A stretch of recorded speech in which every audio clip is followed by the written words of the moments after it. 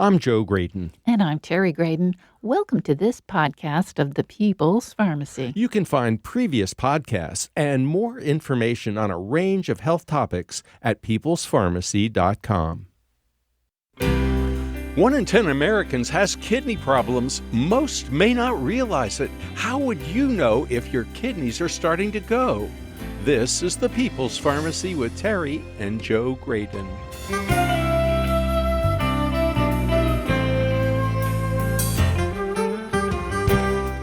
Do not wait for symptoms of kidney disease before you ask your doctor for 2 simple tests. What are they? And how often should you have them done? A B vitamin may be surprisingly beneficial for kidney health. What is it? And is it safe? Kidney trouble often hides in plain sight. Can new medications help? Coming up on the People's Pharmacy, are your kidneys in trouble? 2 tests could tell you.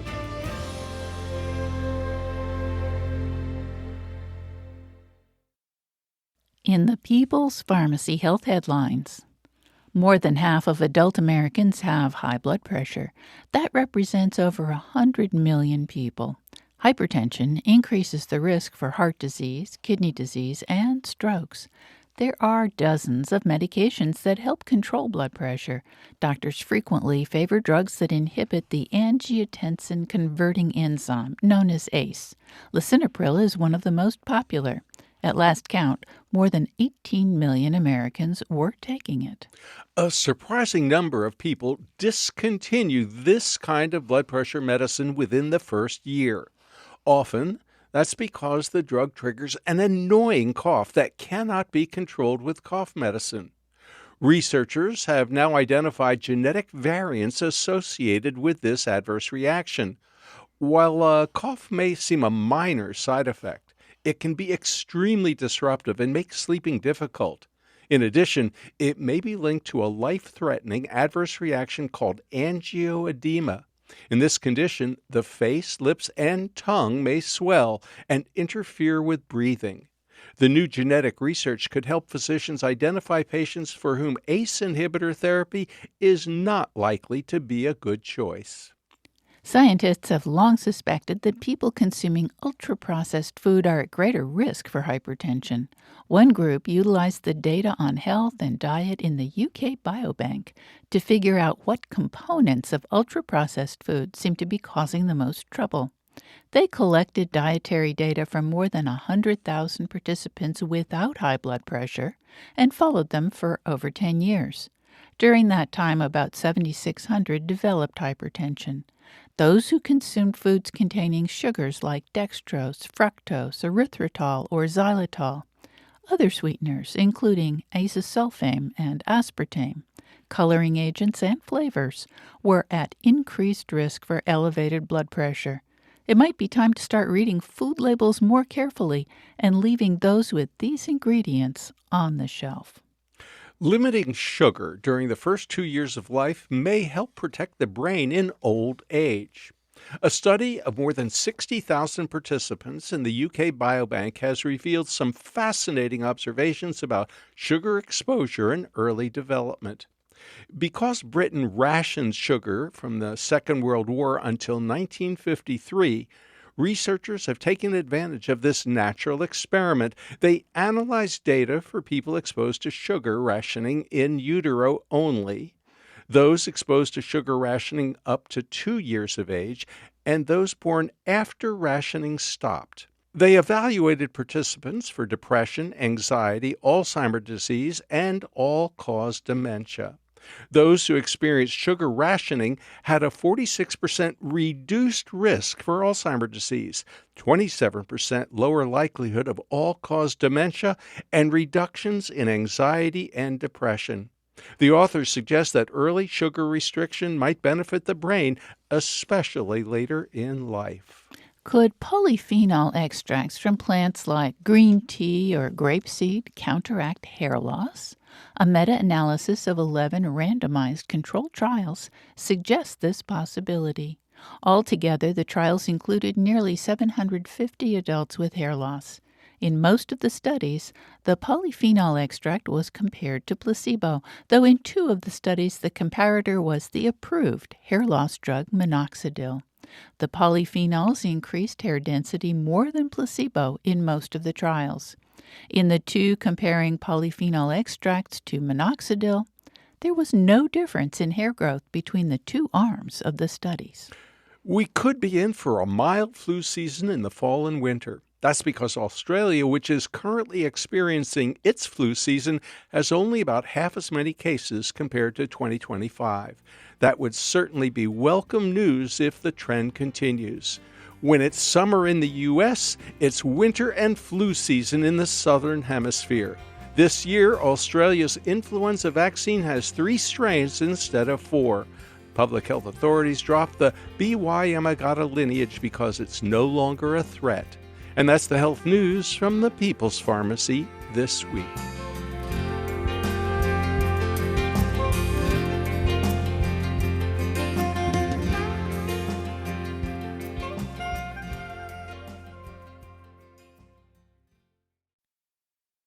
Welcome to the People's Pharmacy. I'm Terry Graydon. And I'm Joe Graydon. Kidney disease is far more common than most people realize. As many as 1 in 10 Americans have problems with kidney function. That totals 37 million people. Why are so many people in trouble? What causes wear and tear on the kidneys? And how would you know if your kidneys are beginning to fail? To learn more about how to keep your kidneys healthy, we're talking with Dr. Samir Parikh. He is professor of internal medicine and pharmacology and chair of internal medicine at the University of Texas Southwestern. He holds the Donald W. Selden Distinguished Chair in Internal Medicine and the Ruth W. and Milton P. Levy Sr. Chair in Molecular Nephrology. Welcome to the People's Pharmacy, Dr. Samir Parikh.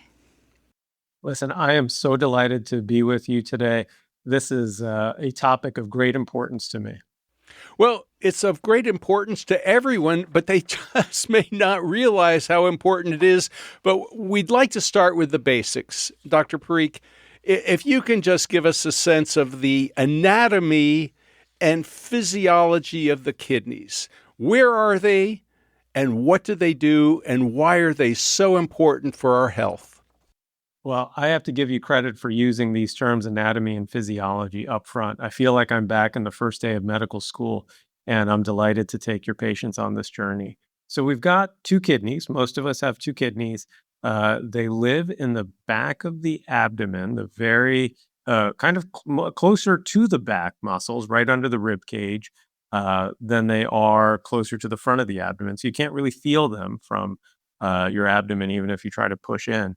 And they're sitting back there and they're receiving about 1/4 of the entire blood flow of the body. And their job is very simple. It's to clean that blood and balance the chemistry of that blood. The kidney does a number of other things, but that's the main job. And these 2 organs are receiving all that blood all the time and doing this constant cleaning and rebalancing of the chemistry of the blood. I do have a question about the amount of blood that goes through the kidneys in, let's just say, a half hour. How much blood can it handle? Yeah, let's see if we can do the math together here. So at the end of the day, we're filtering about 100 mLs of blood per minute, right? And so I'm going to try to do this math on the fly. In 30 minutes, I think that comes to 3,000 mLs that we're filtering through. That sounds right. Yeah. And how so much that would blood be 3 liters of blood. How much blood do we have in our bodies at any given time? Right. And so the amount of blood we've got in our body is around 5 liters, give or take. And so what we're talking about is what fraction of that blood gets totally cleaned within a given unit of time. So of that 5 liters coursing around every minute through the body, the kidneys are receiving about 1/4 of that blood flow. And then the net amount of cleaning that's happening is that approximately 3 liters every half hour or so. It sounds like quite a lot, actually. And, A lot of work. I don't think people really appreciate the importance of the kidneys. I think Yeah. people pay attention, Americans anyway, we pay attention to our hearts. Yes. And, and of course, our doctors focus on, what our cholesterol is Hmm. and what's our blood pressure and why we need to take our statins. We don't always monitor kidney function. And if we do get a readout on kidney function on one of those little blood test reports that we occasionally get, it says something like EGFR, and it's hard to understand. Can you explain it? What should we be looking for? Yeah, yeah, this is terrific. And let me start at the beginning. I agree with you 100% that we don't talk about kidney health as much as we should. And part of the reason I'm so delighted that your show is focusing on this topic is that there is an epidemic of kidney disease in this country. We are talking about 37 million Americans who have kidney disease. That's a huge Whoa, number. whoa, whoa, whoa, wait. How many? That's right. Yeah. Joe, I didn't pay you to say, whoa, it's a huge number. 37 million Americans who have kidney disease of some kind. So we're talking about more than 1 in 10. Do they have a clue? So for many individuals, you're not finding out until you get a blood test because kidney disease is clinically silent. What do I mean by that? Unlike getting angina, which is pain, right? That's pain from your heart muscle being injured. There is no kidney angina. There is no kidney pain. The pain that we associate with kidney problems is kidney stones. But kidney stones are not, usually not what we're talking about when we talk about this epidemic of kidney disease. And so not only is it a lot of people, it's also a silent epidemic, right? I mean, we're not discovering it until the tests come along. And then by the time you get tested, kidney disease can often be at a moderate or even advanced stage. And so just awareness of kidney health, so important. So, Dr. Parikh, if we're not talking about kidney stones, which do, as I understand it, hurt a lot and really get people's attention, what are we talking about when we talk about kidney disease? Yeah, what we're talking about is really a group of problems. It's we say kidney disease in the singular, but probably more accurately, we should say kidney diseases, because there are a lot of different ways to develop kidney disease. It's everything from congenital issues, problems that our bodies are born with, where the kidneys have not developed correctly, through to genetic issues, where the copies of the genes that control kidney health, the two copies, they're not, quite normal, and those can lead to problems. But the bulk of what we're talking about is kidney disease arising in the context of very common medical conditions like diabetes and high blood pressure. I would estimate that 2/3 of the kidney diseases that we're caring for in our clinics relate to diabetes and high blood pressure. And I hope your next question is, why do those cause kidney disease? How do the kidneys work, and how do we make those connections? Well, we will let you ask your own question because those are exactly what we want to know, and I do want to know what goes wrong. In other Yeah. words, when you start really trying to figure out why is this person having problems with their kidneys, what is it that's actually failing? But do Yes. tell us about the cardiovascular and the metabolic issues involved. Absolutely. So, one of the first things I like to clarify for my patients is, what does the kidney do, and how does that relate to kidney disease? And what I like to point out to my patients is that the kidney's job, as we just talked about, is filtering the blood, cleaning the blood. And how does the kidney accomplish that? Each kidney has about 1 million microscopic filters. Those filters have a fancy name. They're called glomeruli, which goes back to the G in Terry's question for the EGFR. But we have 1 million of these Gs, 1 million of these filters or glomeruli per kidney. And the ones that we're born with have to last a lifetime. And so imagine, think about all the filters in your life, your air conditioning filter, your car filter. What do we do with them? Oh, They we clog up. replace all those. Absolutely. Absolutely. We can't replace these, and the body does not have some kind of innate mechanism to replace the filters that we're born with. And so then the next thing I would ask you to imagine is, what does a lifetime of wear and tear look like on those filters? And what causes that wear and tear? Well, it's things like high blood pressure, that hydraulic pressure hitting those filters. These are microscopic, delicate, really exquisitely functioning filters, but they're not built to tolerate super high blood pressures, right? And so high blood pressure can damage those filters. A condition like diabetes, which causes too much sugar in the blood, too much of that sugar circulating around for too many years winds up causing damage to those filters. I don't want to say that the filters clog, but you can imagine that the filters start failing in their function. And that's what we're measuring in that blood test that reports out this EGFR. That what we're measuring is how well are these filters doing their job. We're measuring that function. And a nice round number for health is the EGFR is around 100 mLs per minute. And when that number starts falling, that is indicative of worsening kidney health, the emergence of kidney disease. So, Dr. Parikh, we have 1 minute till our break. What should people be asking their primary care provider to test for when they go in for their annual physical and they get their cholesterol level and the nurse takes their blood pressure? What should they ask to find out how well their kidneys are functioning? So look, if you've got diabetes or you've got high blood pressure, there's a simple urine test and a simple blood test. These are really good at figuring out if there is any evidence of kidney disease. I tell all my patients, know your numbers, just like you know your blood pressure number, and for many, your hemoglobin A1C is your diabetes number. Know your kidney number, know your EGFR. And so you can ask for a simple blood test called a creatinine and a simple urine test called a urine protein. And those can quite accurately identify early kidney disease. You're listening to Dr. Samir Parikh. He is professor of internal medicine and pharmacology and chair of internal medicine at the University of Texas Southwestern. He holds the Donald W. Selden Distinguished Chair in Internal Medicine and the Ruth W. and Milton P. Levy Senior Chair in Molecular Nephrology.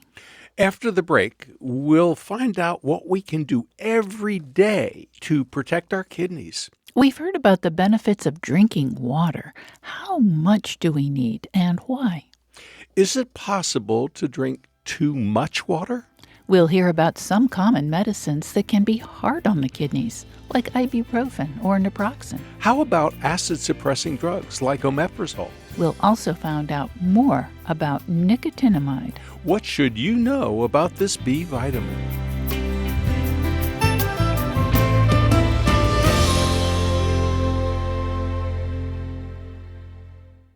You're listening to The People's Pharmacy with Joe and Terry Graydon. This podcast is brought to you in part by superpower.com. Knowledge is power, and superpower gives you important, actionable knowledge about your health. So if you're concerned about keeping track of your health, you'll want to learn more about more than 100 biomarkers that Superpower helps you track.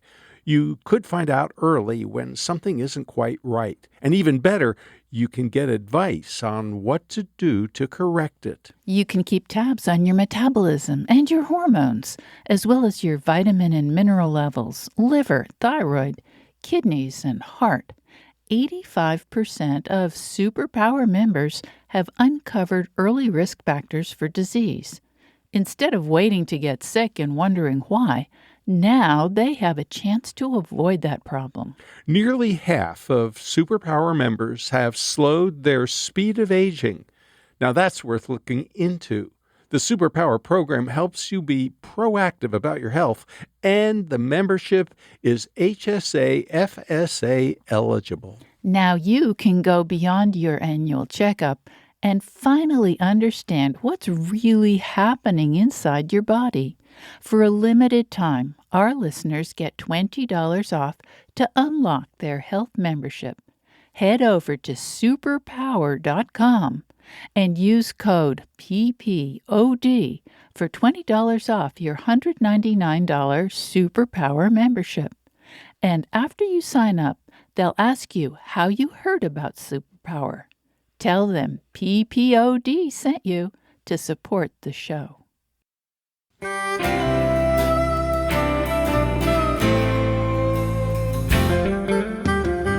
Welcome back to the People's Pharmacy. I'm Joe Graydon. And I'm Terry Graydon. The People's Pharmacy is brought to you in part by Sonu, an FDA-approved drug-free treatment for nasal congestion and runny nose, using sound instead of steroids. More at getsonu.com. That's getsonu.com. And by Spatial Sleep, a non-drug approach to help you fall asleep and stay asleep without medications. More information at spatialsleep.com. The topic is kidney health today on the People's Pharmacy. Millions of Americans worry about their cholesterol and their blood pressure, but pay very little attention to their kidney health. How can we test our kidneys to determine how well they're functioning? How much water is enough and how much is too much? Is there a B vitamin that could be beneficial for kidney function? Our guest today is Dr. Samir Parikh, professor of internal medicine and pharmacology and chair of internal medicine at the University of Texas Southwestern. He holds the Donald W. Selden Distinguished Chair in Internal Medicine and the Ruth W. and Milton P. Levy Senior Chair in Molecular Nephrology. Dr. Parikh, you've just described the fact that we have all these beautiful filters in our kidneys that can't be replaced, so we should be taking care of them. What can we do to protect our kidneys? What sorts of everyday actions should we be looking out for that will help us keep our kidneys healthy? Terry, that's a great question. I advise all of my patients, think about what is a heart-healthy diet, because those diets are all blood vessel healthy. When we say heart healthy, what we really mean is cardiovascular healthy. And if we think of the kidneys as a whole knot of these small blood vessels, anything you can do to keep your blood vessels healthy will keep your kidneys healthy. So in terms of diet, that's diets like the DASH diet or the Mediterranean diet. In terms of lifestyle, that's an active lifestyle. That active lifestyle is going to help lower and maintain a low blood pressure, a healthy amount of sleep, same thing. And so these are the same things that are good for your cardiovascular health turn out to be terrific for your kidney health. We'd like to know about water because we have seen fashions come and fashions go, and there's this sort of mantra, oh, you have to drink 8 glasses of water a day. And some other people say, no, that's not nearly enough. And then other people say, well, just drink when you're thirsty. And so complete confusion about water. And why is water important in the first place? Yeah, I mean, so we all have to take in some water. It turns out that we get a lot of water from the food we eat. Why do we have to take in some water? The reason is we lose water all the time. We lose water with every breath that we breathe out. There's water in that air that comes out. We lose water with our sweat, even if we don't feel the sweat on our bodies. And critically, we're losing water with our urine. And we've got to have some urine in order to get rid of all the toxins that the kidneys are clearing out of the blood. So some water intake is important. There is not a prescribed amount. You know, our brains have evolved this amazing thirst mechanism. And so I advise my patients, use that thirst mechanism. Drink to thirst. There's no need to overdo it. And you'd be surprised. You can overdo water intake. We want to ask about that. Yeah. Okay. Well, One of the most famous or infamous examples came out of the Boston Marathon, maybe 15 years ago. When you're running the marathon, there are all these nice folks on the side handing off cups of water, right? Hmm. And of course, the what makes sense, what's intuitive is grab as much water as you can while you're running and keep drinking and stay hydrated because you're sweating so much. As it turned out, there were a group of runners who were way overdoing it and consuming far too much water, more water than their bodies could excrete in that given amount of time. And so it's all about balance, right? And so what these people came into the hospital after the marathon with was not dehydration, but the opposite. They came in with overhydration. Their blood was too watery because they had consumed so much water, and the kidneys couldn't keep up with getting rid of the water at the rate that they were consuming it, despite the fact that they were running a marathon. And that's a serious situation, is it not? It absolutely is. The balance is so important. I don't think many of your listeners are going to be overdoing it when it comes to water, but that can happen in certain situations. And when it does, it evokes the same experiment we all did with lettuce when we were in elementary school, putting lettuce in salty water or putting it in non salty water. When the blood is too dilute, it makes the cells in the body swell up. And particularly the cells in the brain, when those start swelling up, the brain is inside a closed cavity and there's nowhere for that swollen brain to go. And so very serious consequences can arise quickly from overhydration. So I have a personal question, Dr. Parikh, and I think it's my fault that when I get my blood tested, my creatinine looks great, my EGFR looks great, but sometimes, especially in the summer, my Mm, BUN, my blood urea nitrogen, is up. And my mhm. doctor never gets excited. She never says, "Oh, that's a worry." She says, "You just aren't drinking enough. You're a little too dehydrated in the summer." What's the deal? Yeah, and so this gets into a little bit of the esoterica in terms of how the kidney handles different chemicals that the body makes. And the creatinine that you were talking about, the kidney handles in a very specific way. Creatinine gets filtered by these filters that comprise the kidney, and then it never gets reabsorbed back into the body. Okay. Urea nitrogen is a little bit different. It gets filtered by those kidney filters, by the glomeruli, and then it can sometimes get reabsorbed back into the body. When does it get reabsorbed back into the body? Often conditions like dehydration. And so when you see that the creatinine is normal, but the urea nitrogen, the BUN, is high, that can indicate that the body is trying to reabsorb some of that filtered fluid before it becomes the urine that we excrete out of the body. So I should be drinking a little bit more in the summer because I'm sweating more. That sounds like good advice to me. All right, let's move on to things that are hard on the kidneys, if you don't mind. And of course, as a pharmacologist, I'm really interested in medications that might pose problems. And the Yes. ones that always come to mind are the nonsteroidal anti inflammatory drugs, the NSAIDs, the ones that people think of as, oh, vitamin I, ibuprofen, or Hmm. naproxen, or the prescription strength celecoxib, or Hmm. meloxicam. There are just so many, and millions of Americans take rather large doses of NSAIDs on a regular basis because a lot of people are exercising and experiencing pain, or they just have a bad Yes. back. So, what's the story on NSAIDs and other things that might be challenging for the kidneys? Yeah. Yeah. So NSAIDs are one of those groups of medicines that, as nephrologists, we're always keeping our eyes open for.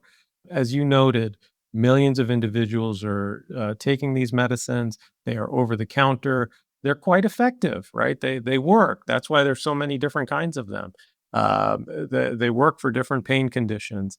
And I think the challenge there is those handful of people who may have other medicines that they're taking that make them at increased risk, for example, for the NSAIDs to hurt their kidneys, or they might have a pharmacology within their body that doesn't handle NSAIDs particularly well, and then that might become toxic to the kidneys. Very briefly, what NSAIDs do is they change the balance of these molecules called prostaglandins inside the body. And some of these prostaglandins are very important for maintaining blood flow to those kidney filters. When you take medicines like NSAIDs, they can lower some of these prostaglandin levels.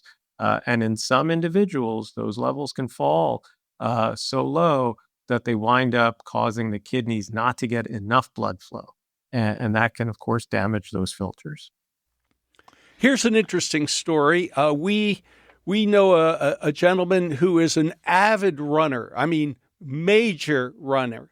And he says, when I take an anti-inflammatory drug like ibuprofen after a long run, I don't have to get up in the middle of the night to pee. What's going on? And is that a good thing? And should I be doing it every night so I don't have to disturb my sleep? Well, I couldn't say without hearing more from your friend. But of course, I think that in the context of our conversation, that raises the concern that they're temporarily reducing their kidney function through taking the NSAID. And that's not a good thing. That's not the way to deal with the fact that you might have to get up to go urinate at night. That's particularly for men of a certain age that can certainly kick in, particularly for men after the age of 50.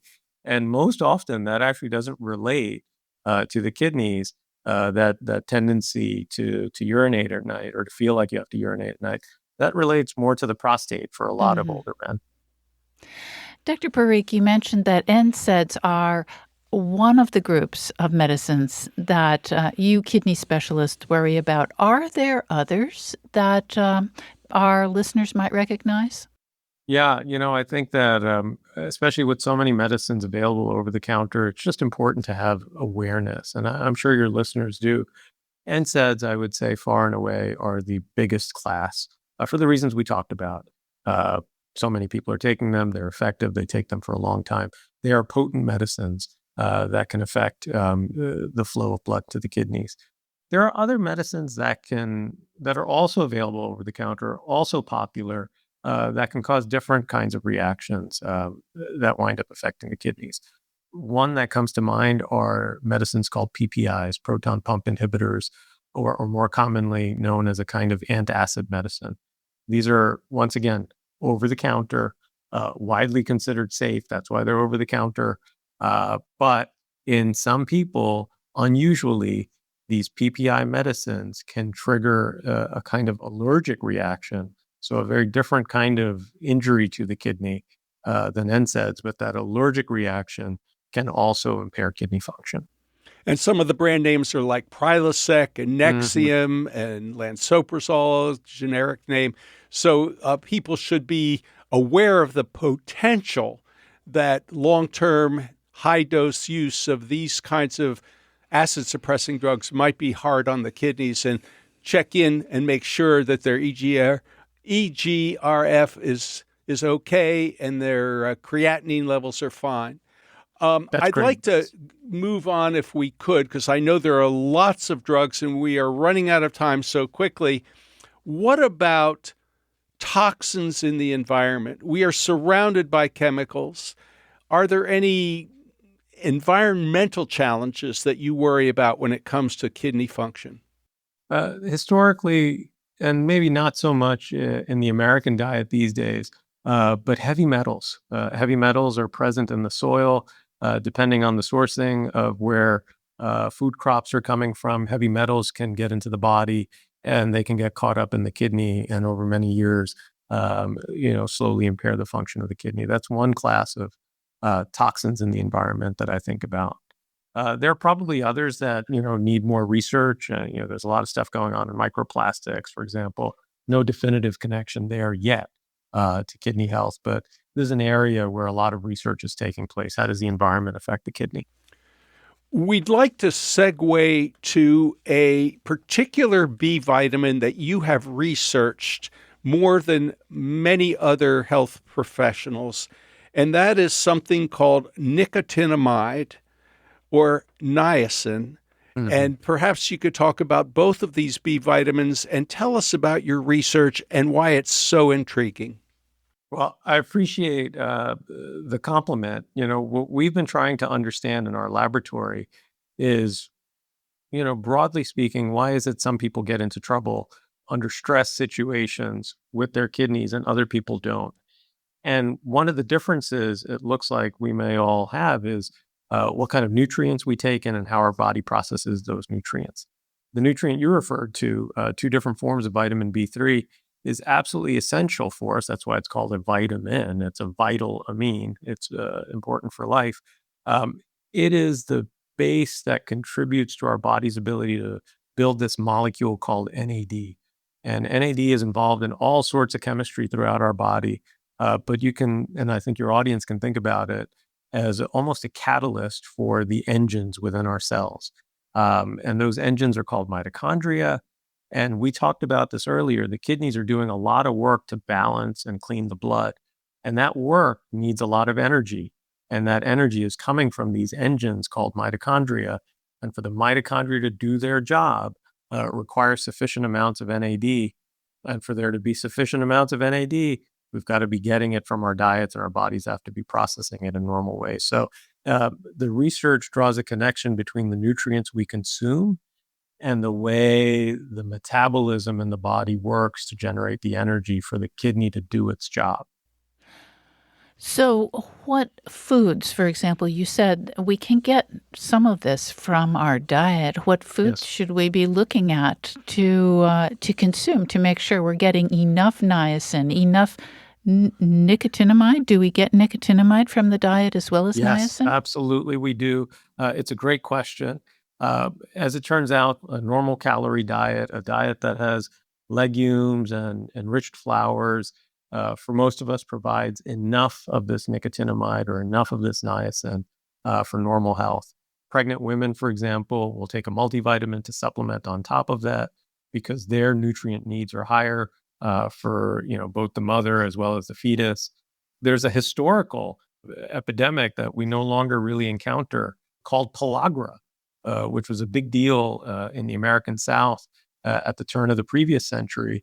And pellagra is a nutritional deficiency of vitamin B3. And it was because the diet had become too heavy in corn and too reliant on corn and corn derivatives, which don't have a lot of vitamin B3 in it. We have less than a minute before the break, and so I definitely want to drill down on nicotinamide and niacin when we come back, because if people are beginning to experience the early stages of chronic kidney disease, can those B vitamins be beneficial, and how much will we need to take? And I have to tell you, I had a fascinating experience. I had a squamous cell carcinoma removed from my cheek, a tiny one about the size of an eraser. And my dermatologist said, Joe, you need to take 500 milligrams of nicotinamide twice a day, and it will prevent that squamous cell cancer from coming back. And you know what? It's working. So more about nicotinamide when we come back from this break. You're listening to Dr. Samir Parikh. He is professor of internal medicine and pharmacology and chair of internal medicine at the University of Texas Southwestern. He holds the Donald W. Selden Distinguished Chair in Internal Medicine and the Ruth W. and Milton P. Levy Sr. Chair in Molecular Nephrology. After the break, we'll find out about the difference between niacin and nicotinamide. How might nicotinamide be used for chronic kidney disease? We'll hear about the new medicines doctors are prescribing for people with chronic kidney disease. GLP-1 drugs, like Ozempic, might be helpful. Do such drugs maintain kidney function even for people who don't have diabetes? Often, people with kidney disease don't know they have it until it becomes quite advanced. What are the two tests that will tell you how your kidneys are doing?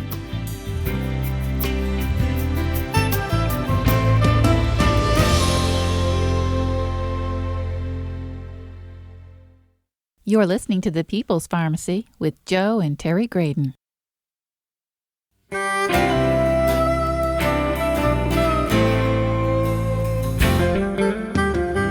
Welcome back to the People's Pharmacy. I'm Terry Graydon. And I'm Joe Graydon. The People's Pharmacy is brought to you in part by Sonu, an FDA-approved drug-free treatment for nasal congestion and runny nose, using sound instead of steroids this allergy season.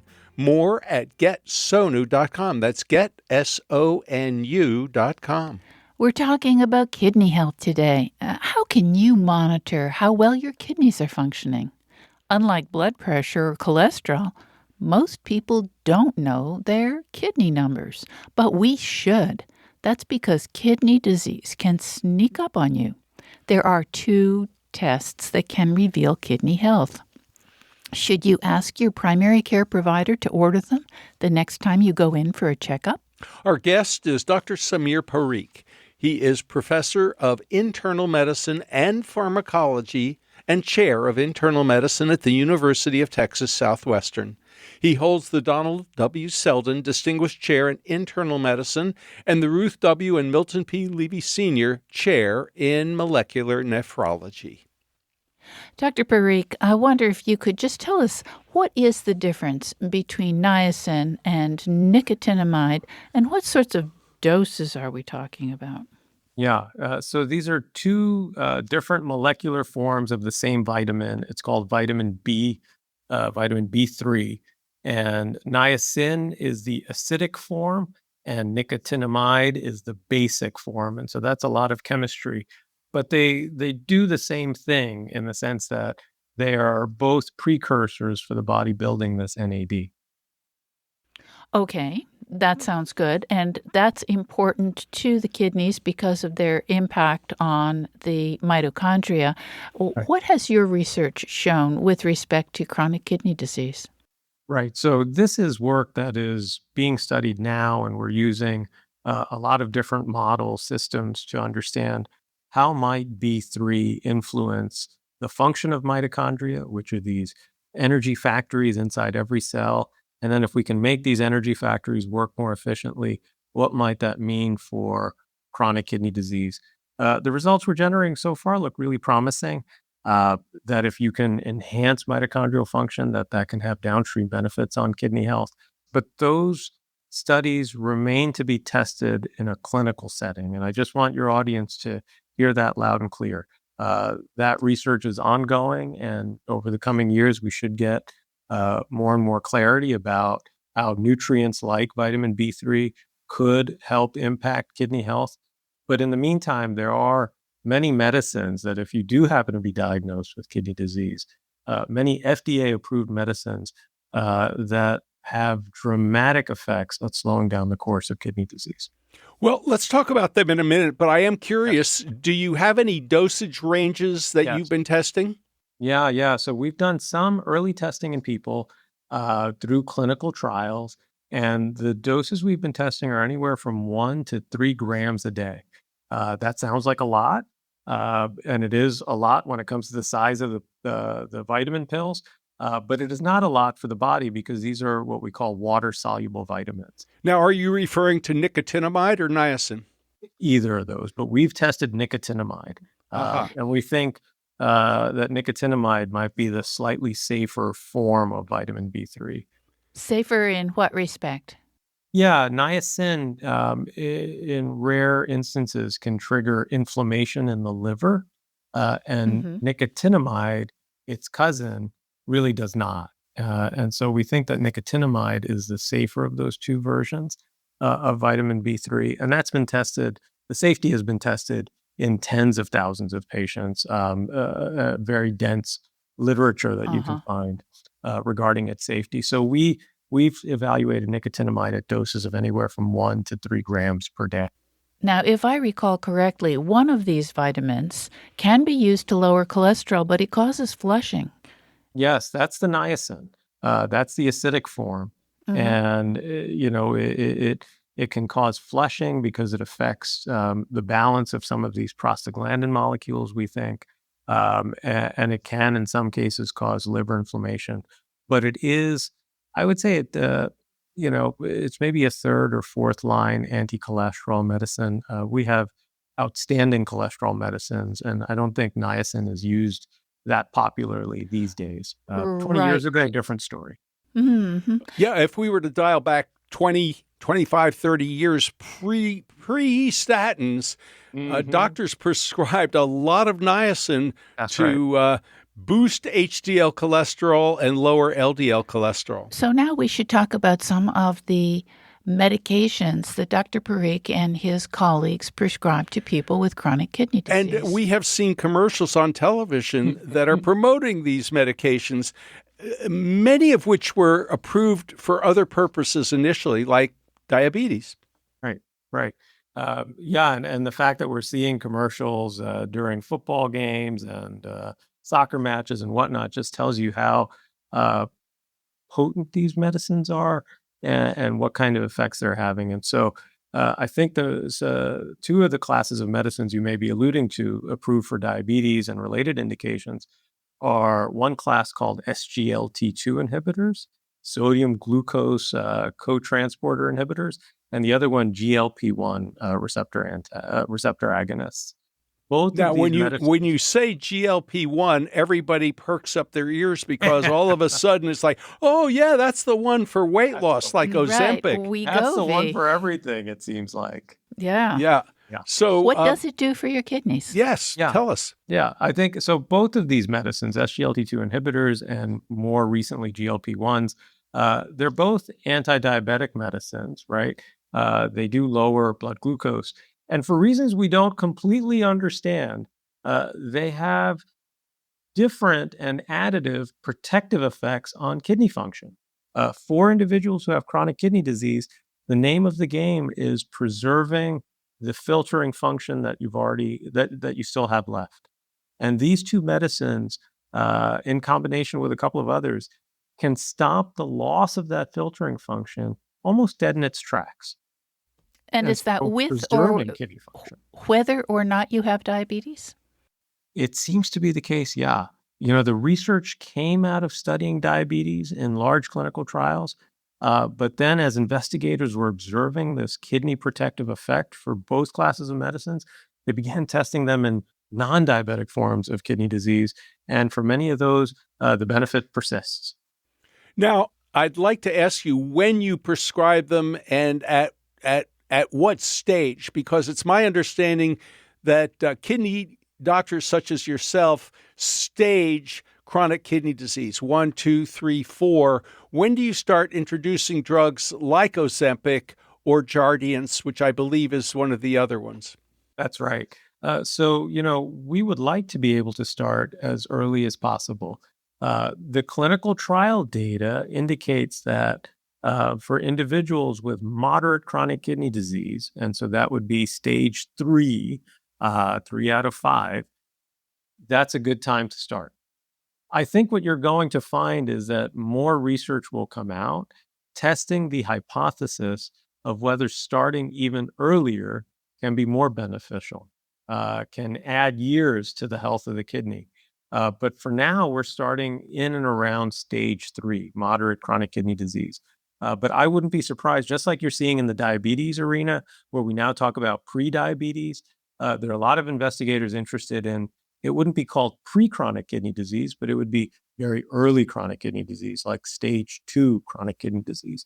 So in the coming years, I anticipate that there are going to be studies coming out trying to push the boundaries even more upstream.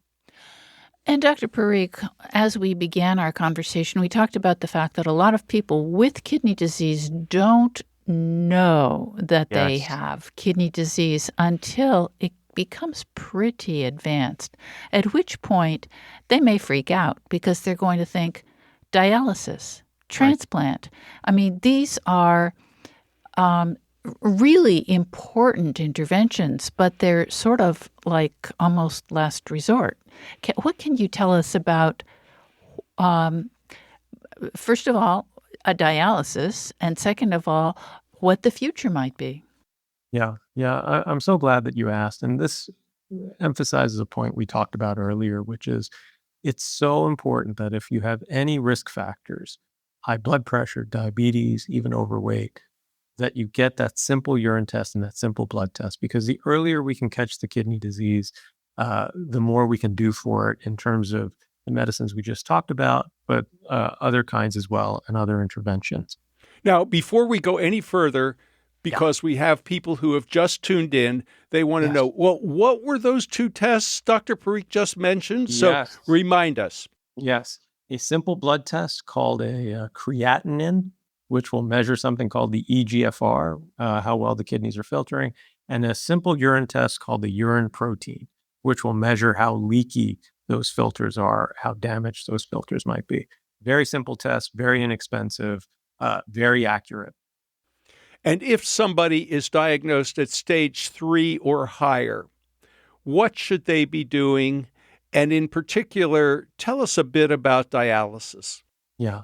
If you do get diagnosed with chronic kidney disease, there's been no better time to be diagnosed with chronic kidney disease because the medicines we have now offer what I call unprecedented amount of hope for sustained kidney health throughout one's lifetime.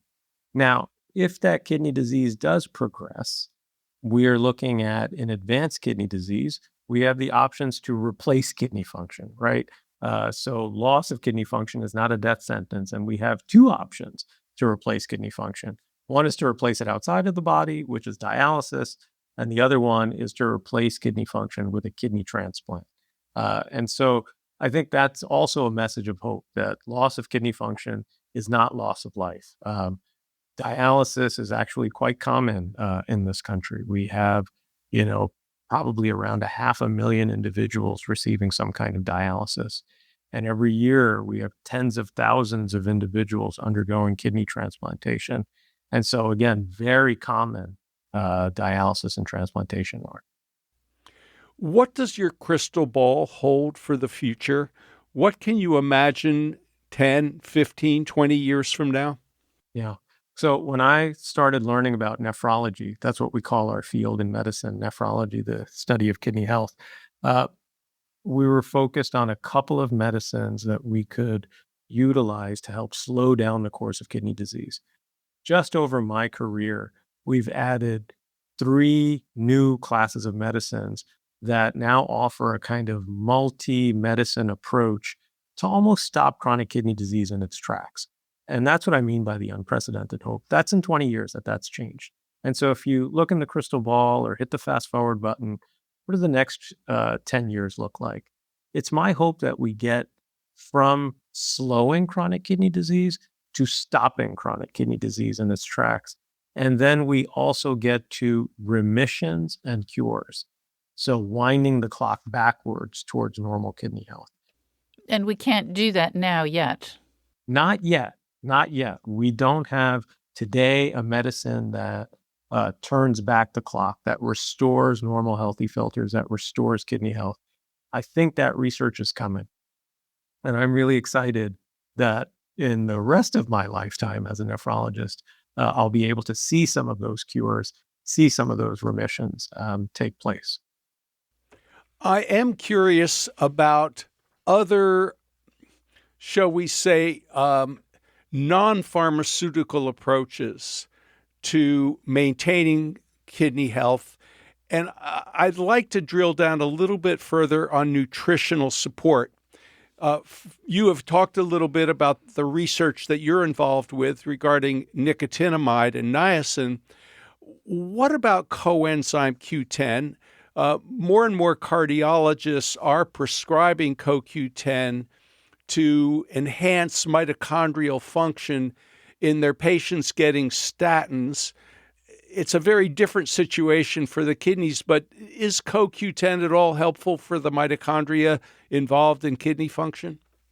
Yeah, it's a great question. And I think that, it depends on how you try to test that question, right?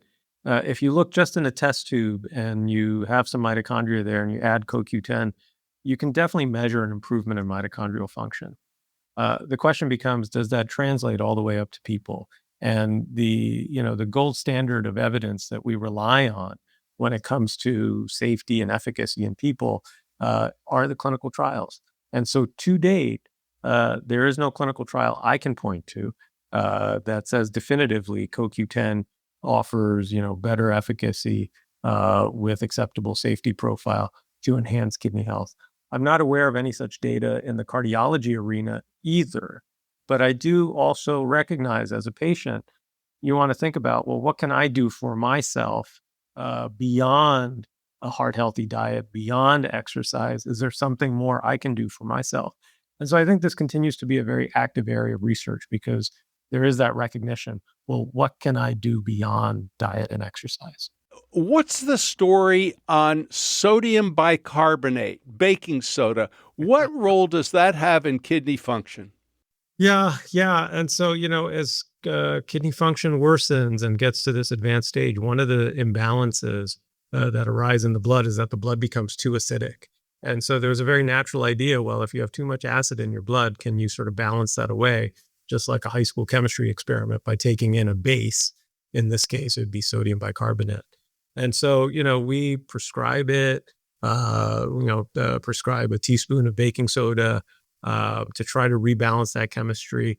There was some clinical trial data that came out suggesting that this could be beneficial for actually not just treating the acid-base problem that arises with chronic kidney disease, but actually potentially even slowing the course of chronic kidney disease. Subsequent research has come out that hasn't really verified that. And so, this is an example of what we were talking about, which is the desire that patients have, understandable desire, to reach for things that are over the counter that could be beneficial. And the research just hasn't been conclusive that it has a hugely positive effect on either on kidney function nor on, some of the consequences of having, acidic blood. Dr. Parikh, we have, I hate to admit this, sometimes accused modern medicine of living in silos. And Mm-hmm. what I mean by that is, the kidney specialists live in their silo and hang Yeah. out with other kidney specialists, and the cardiologists hang out with other cardiologists. Well, and the gastroenterologists are absolutely delighted with PPIs and can't imagine there'd ever be anything wrong with them. And that's where I was headed, because whenever we talk about proton pump inhibitors like Nexium and Prilosec and warn about the possibility of high doses for long periods of time being tough on the kidneys, the gastroenterologists come out of the woodwork and say, no, they're great. We love our PPIs. Don't give us any grief. And so it seems like the gastroenterologists aren't talking to the nephrologists Right. nearly enough.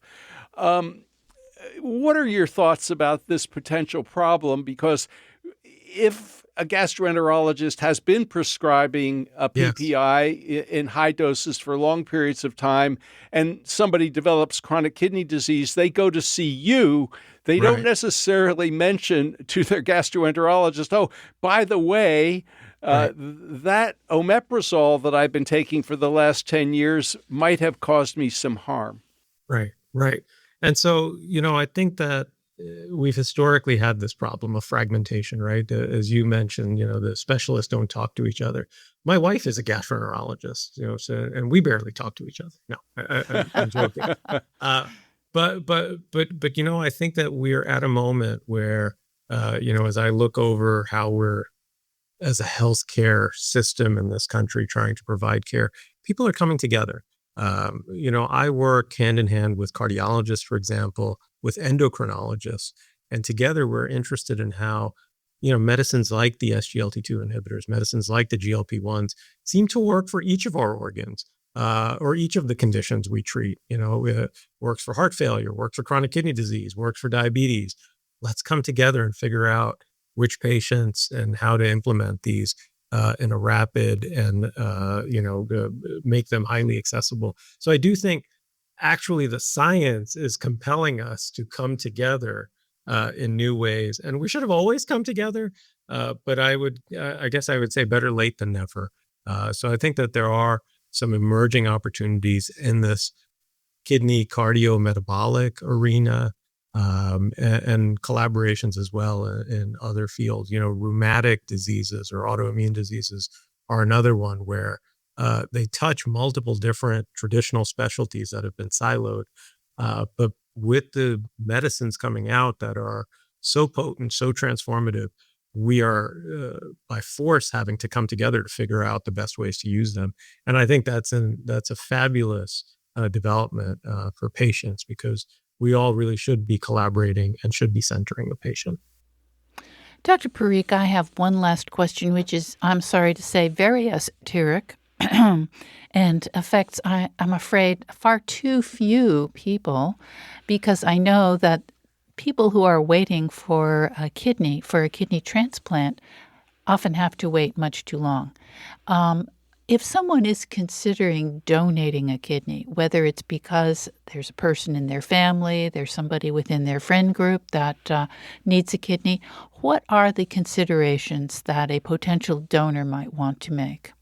Yes. And so I think, first off, I applaud anyone, yourselves, your loved ones, your listeners who would be interested in kidney donation, whether one does it for a loved one or one does it altruistically. It is a huge thing to consider.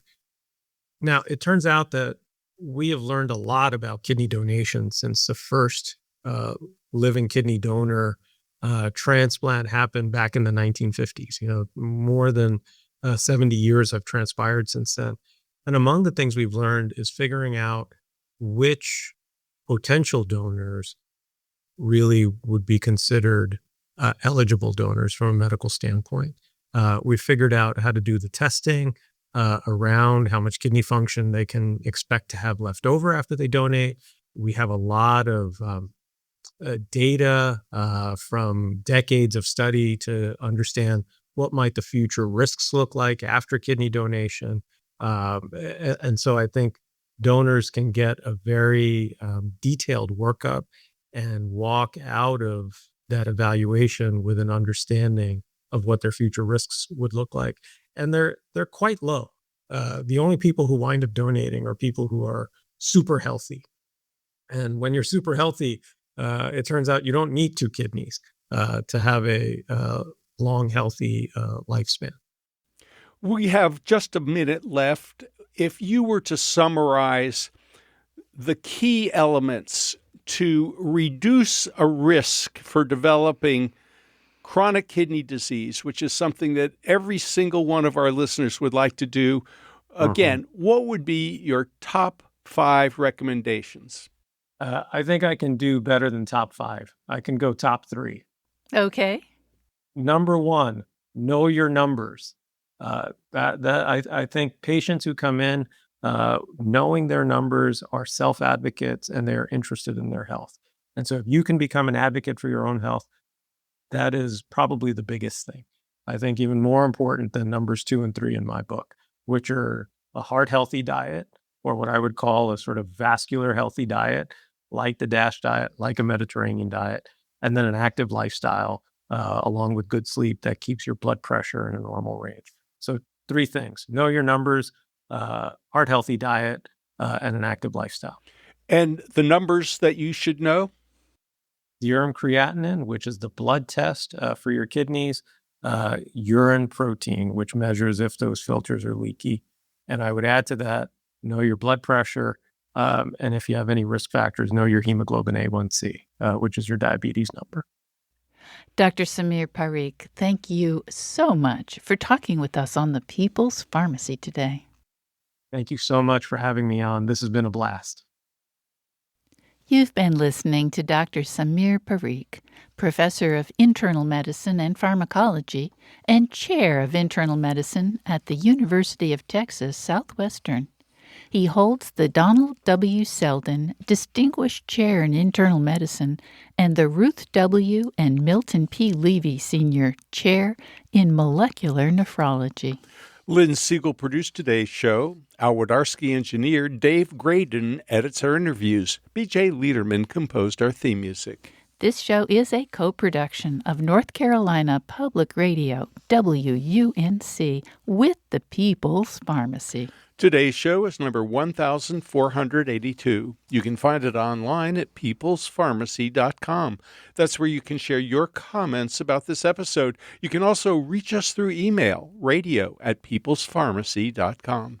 Our interviews are available through your favorite podcast provider. You'll find the podcast on our website on Monday morning.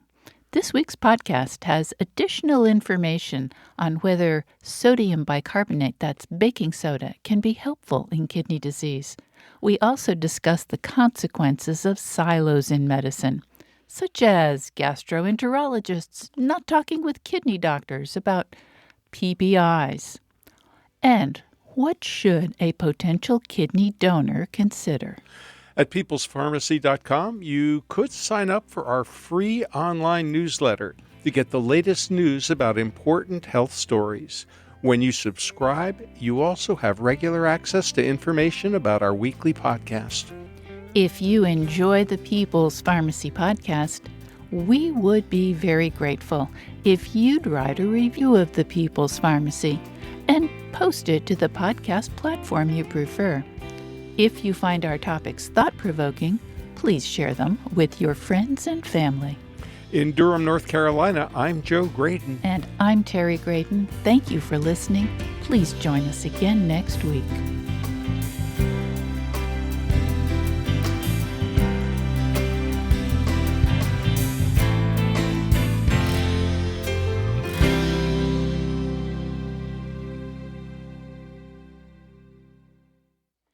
Thank you for listening to the People's Pharmacy Podcast. It's an honor and a pleasure to bring you our award-winning program week in and week out. But producing and distributing this show as a free podcast takes time and costs money. If you like what we do and you'd like to help us continue to produce high-quality, independent healthcare journalism, please consider chipping in. All you have to do is go to peoplespharmacy.com/donate. Whether it's just one time or a monthly donation, you can be part of the team that makes this show possible. Thank you for your continued loyalty and support. We couldn't make our show without you.